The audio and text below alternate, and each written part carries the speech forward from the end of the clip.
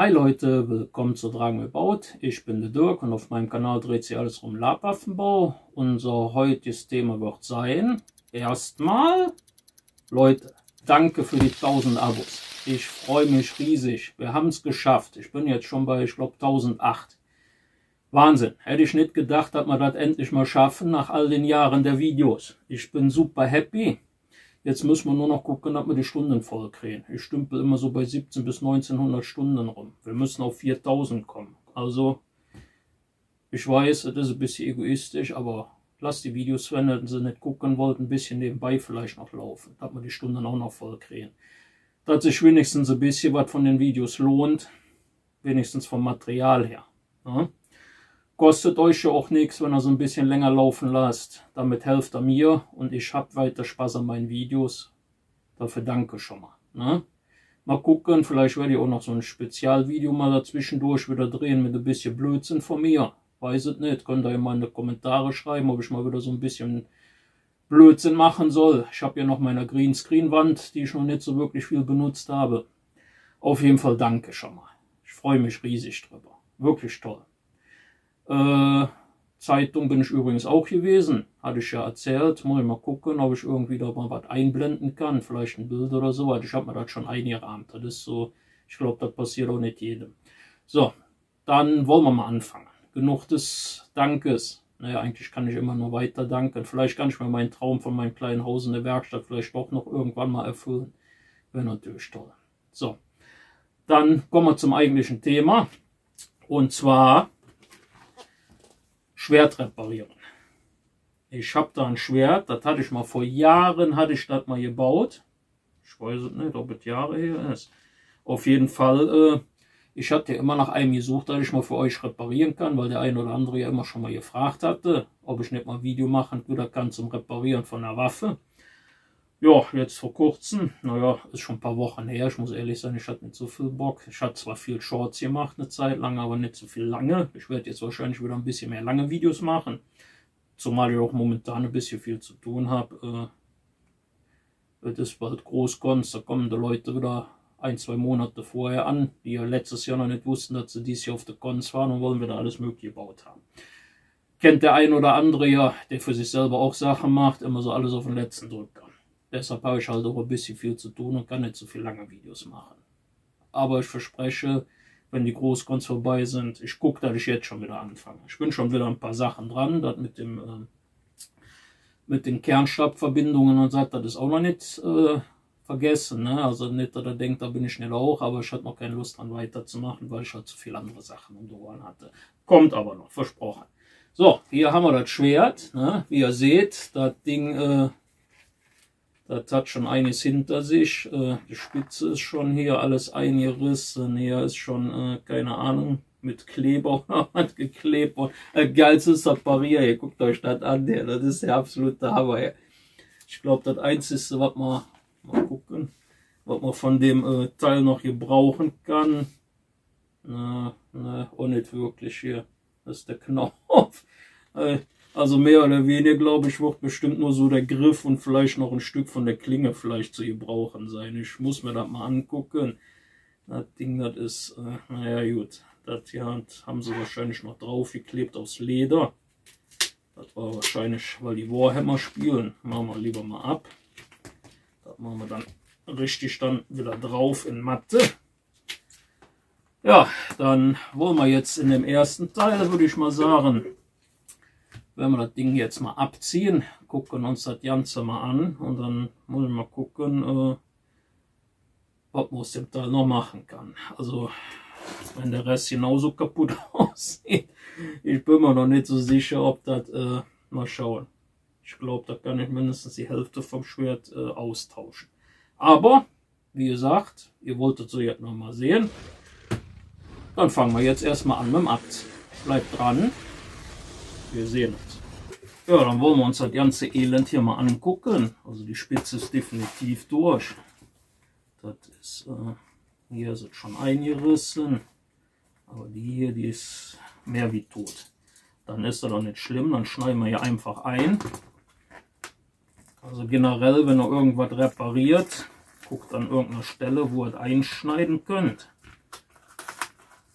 Ja, das ist mit Latex, das ist auch noch kein Krebs oder so drauf. Das halt, müsste man eigentlich, ich sage jetzt mal, relativ gut abziehen können.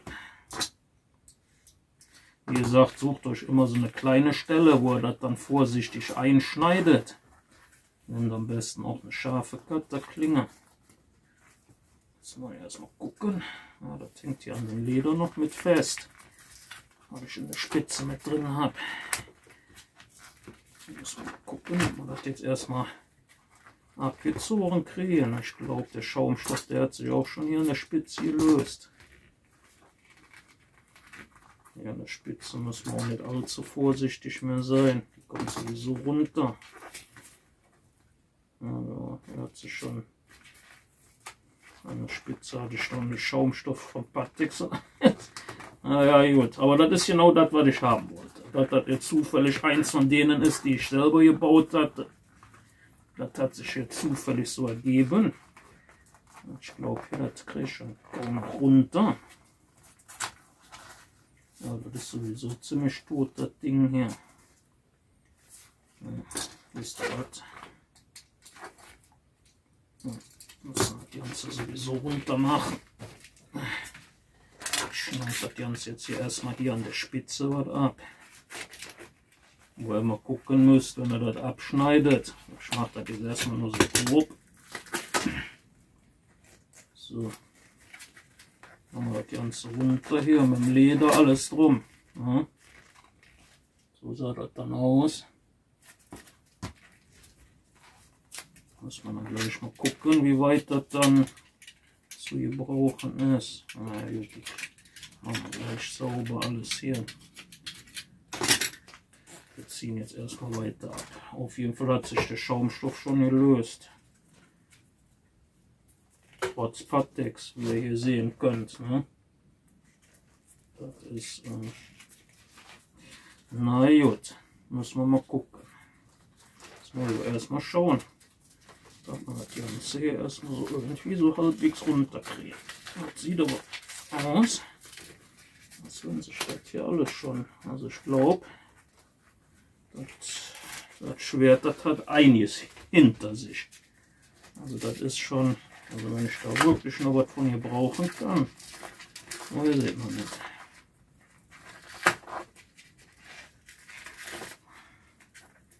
Mal schauen. Wie gesagt, kann natürlich auch sein, dass ich die Klinge komplett neu machen muss.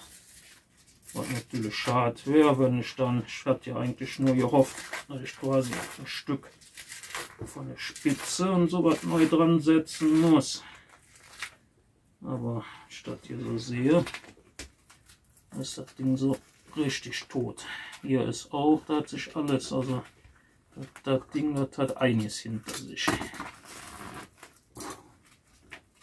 Ja, seht ihr euch, ich weiß nicht, ob man das hier so sehen kann, ne? Da hat sich dann alles gelöst, hier löst sich um. Naja gut, das Ding, das hat wirklich sehr gelitten. Hier löst sich wirklich alles beim Abziehen. Habe ich so noch nicht gesehen. Da kannst du wirklich hier so die Mitte jetzt abziehen. Ich weiß ja nicht, wie alt das Ding schon ist. Aber auf jeden Fall kann man den Patix die mittlere Lage schon abziehen. Also könnte schon ein bisschen, schon ein paar Jahre älter sein.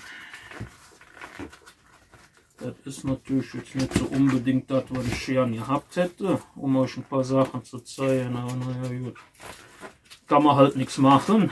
Dass das Ding ziemlich durch ist, hatte ich ja schon außen gesehen. Aber wenn das Ding so durch ist, naja, vielleicht haben wir Glück und das untere Teil sieht noch. Also hier haben wir noch Glück, hier löst sich dann nichts. Also ich glaube, das ist noch so das obere Drittel. Wenn wir Glück haben, ist das untere Teil noch gut. Das scheint noch nicht so maltitriert worden zu sein.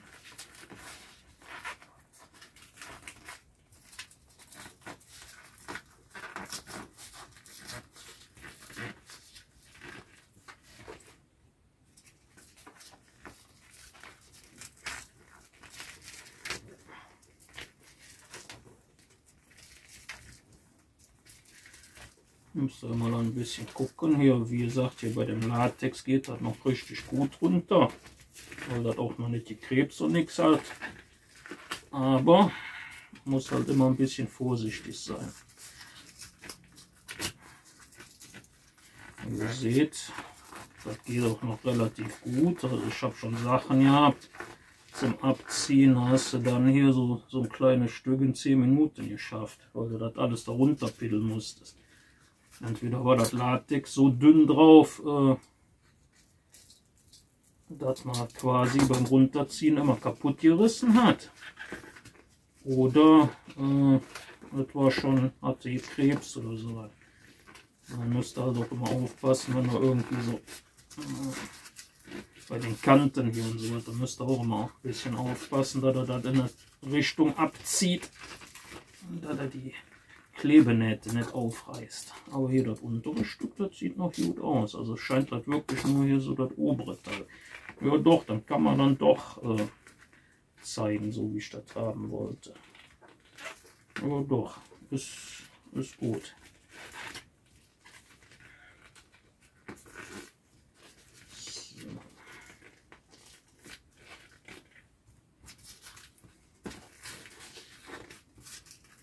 Wie ihr seht, das hat so ein bisschen was vom Geschenke auspacken.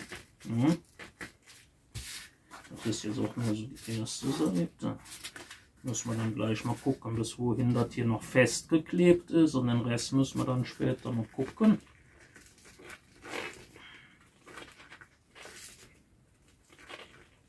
Aber das ist genau das, was ich eigentlich haben wollte.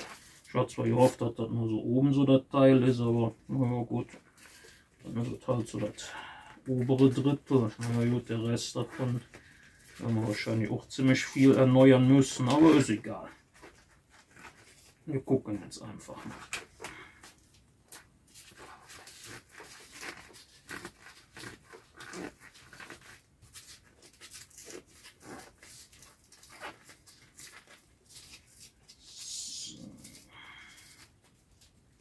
So langsam wird es. Jetzt müssen wir mal wieder ein bisschen drehen.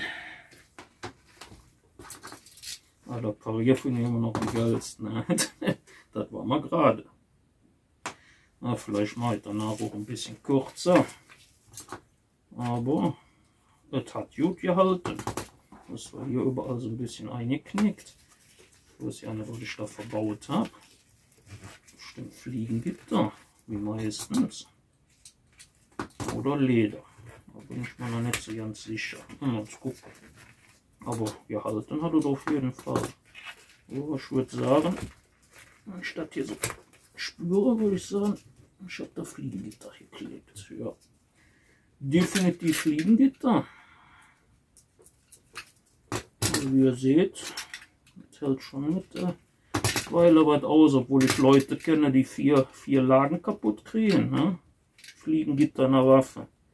Wie man sowas schafft, weiß ich auch noch nicht so genau. Weil ich versuche ja schon immer relativ stabil zu bauen, aber sowas kriegt man dann auch noch kaputt, wenn man das dann will.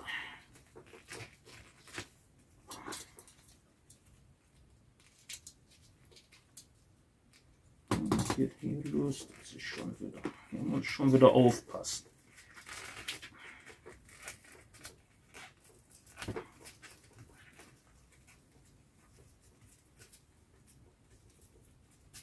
Ja.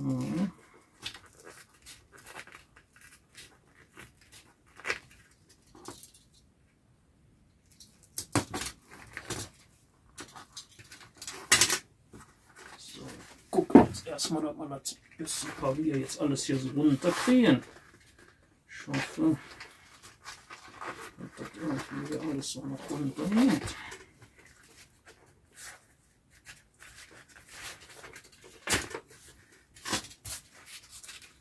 Also bis hier ungefähr wird das schon schön, wenn er klappen wird. Der Rest ist eigentlich scheißegal. Wir schneiden jetzt einfach mal hier. Das ganze Teil mal so halbwegs durch. Dann wird nämlich alles hier schon mal wieder runterholen. Da ist mir ja nicht so ein riesen Aufwand jetzt. Jetzt muss ich natürlich gucken. Ja, Super, jetzt hat sich natürlich hier auf der Seite der Mist gelöst. Ja. Das war mal wieder ein bisschen zu viel der Hoffnung, Leute. Das war jetzt wieder... Ich hatte ja echt gedacht, das wäre jetzt richtig genau das, was ich so haben wollte, aber statt hier so sehe, macht das wohl nichts werden. Wir probieren jetzt einfach mal von der Seite hier und ziehen das quasi jetzt mal vom Faden hier aus ab. Ja. Statt hier langsam so sehe, habe ich so das Gefühl, dass ich das Schwert komplett neu machen muss, mal abgesehen so vom Griff. So, gucken wir mal. Schauen wir mal, ob wir das jetzt hier so irgendwie runterkriegen. Ja.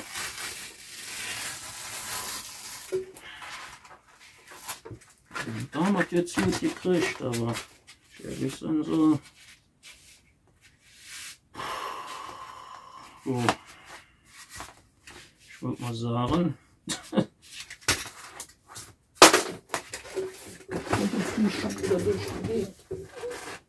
sage ich jetzt mal nichts zu. Also.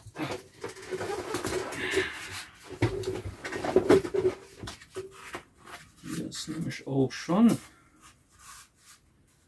Ja, ich weiß nicht, Leute. Und dem Ding ist, glaube ich, so viel kaputt, dass ich das Ding quasi wirklich komplett neu bauen muss.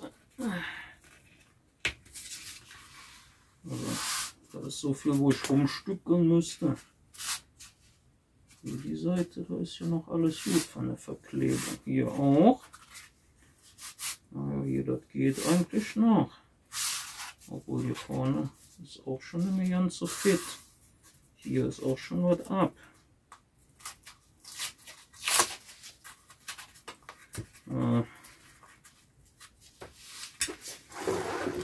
Prinzipiell kann ich das Teil ja, aber ich glaube, das ist wirklich nicht das, was ich ja nie gehabt hätte. Das Ding ist wirklich schon so tot, dass es schon tot ist. Also so ein totes Schwert habe ich noch nie gesehen. Also, hab ja schon viele tote Schwerter gesehen, aber das Ding hier, das ist mehr wie tot.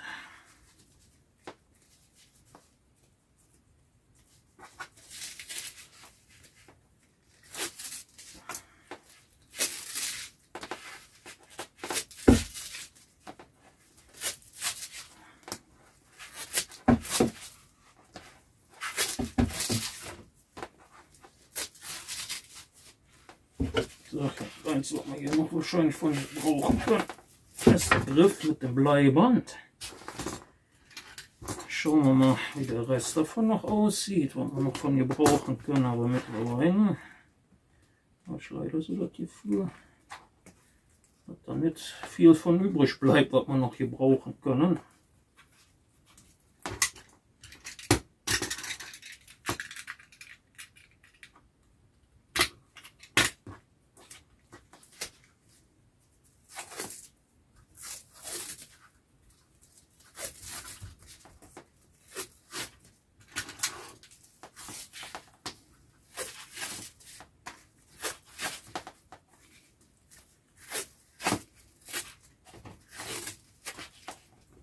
Gucken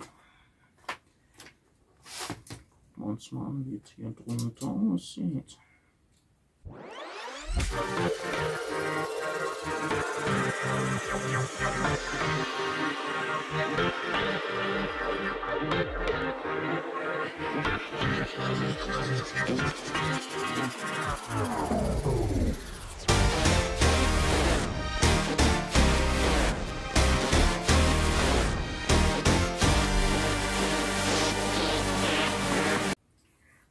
Ja, ich würde wirklich sagen, wir schneiden dann runter. Also so, ich würde mal sagen, von dem ganzen Schwert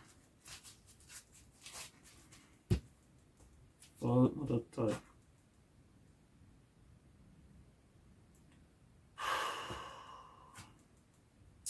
finde ich jetzt natürlich nicht so gut. Obwohl, ach, wisst ihr was. Wir gehen bis zum Knauf runter. Aus dem Knauf und dem Kernstab.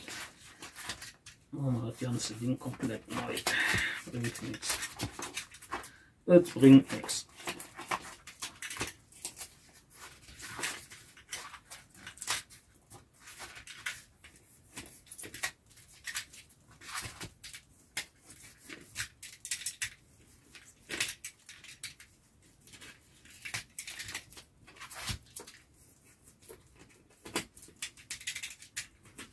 Ich hätte ja wirklich gerne ein paar Sachen gezeigt, aber bei dem Ding ist das ist so ein totes Schwert. Habe ich noch nie gesehen, Leute.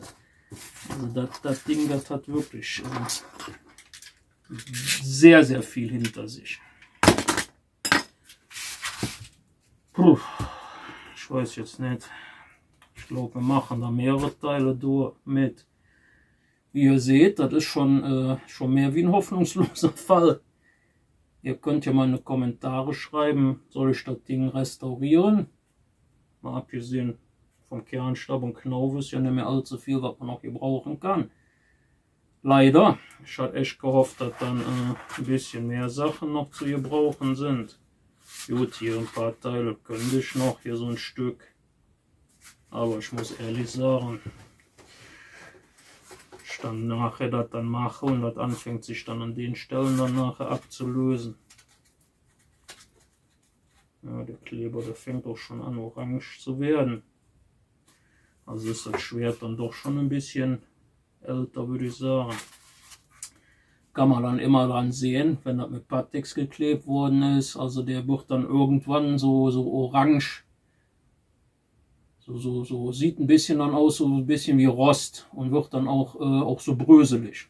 Das meistens dann, was das Ding noch zusammenhält, ist ja meistens nur noch das Latex, was drumherum ist. Und dann, wenn man das abmacht, zerfällt das Ding meistens. Ich hatte mal, vor einer Weile hatte ich mal einen Morgenstern gekriegt, der war auch schon sehr alt. Ist aber auch schon einige Jahre her, der war 10, 12 Jahre alt.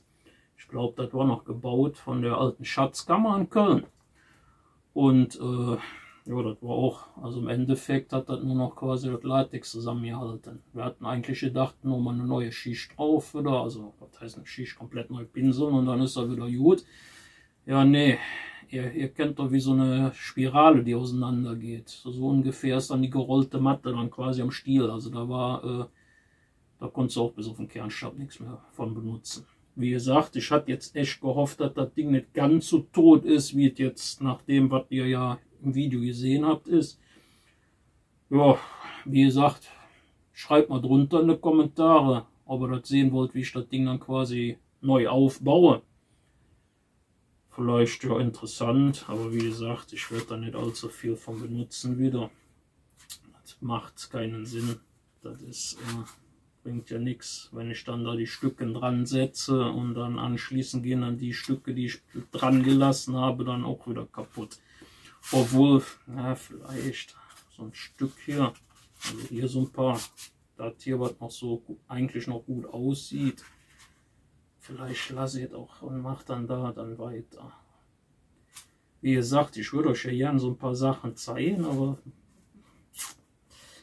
weiß ich nicht. Ja doch, ich mache das so. Ich werde ein paar Stücke lasse ich hier und dann gucken wir mal, wie wir das dann hinkriegen. Wie gesagt, schreibt das in die Kommentare, ob ihr davon eine Fortsetzung sehen wollt, wie ich das Ding wieder in Stand setze. Ja? Und wie gesagt, nochmal danke für alle, die mich die letzten Monate abonniert haben. Das ist ja Wahnsinn, also echt. Jetzt müssen wir nur noch halt die Watchtime voll kriegen. Also wie gesagt, wäre schön, wenn ihr die Videos was länger gucken könntet. Lasst sie nebenbei laufen, nur nicht bitte stumm stellen. Das gilt dann irgendwie nicht bei, keine Ahnung. Auf jeden Fall wird das dann nicht erkannt als Watchtime. Das schaffen wir aber auch noch, Leute. Da bin ich ganz zuversichtlich. Ansonsten haue ich so viele Videos raus, dass wir die 4000 Stunden voll kriegen. So, dann hoffe ich mal, dass ihr euch für den zweiten Teil von dem Ding hier entscheidet. Dann sehen wir uns in einem meiner nächsten Videos. Wir sehen uns.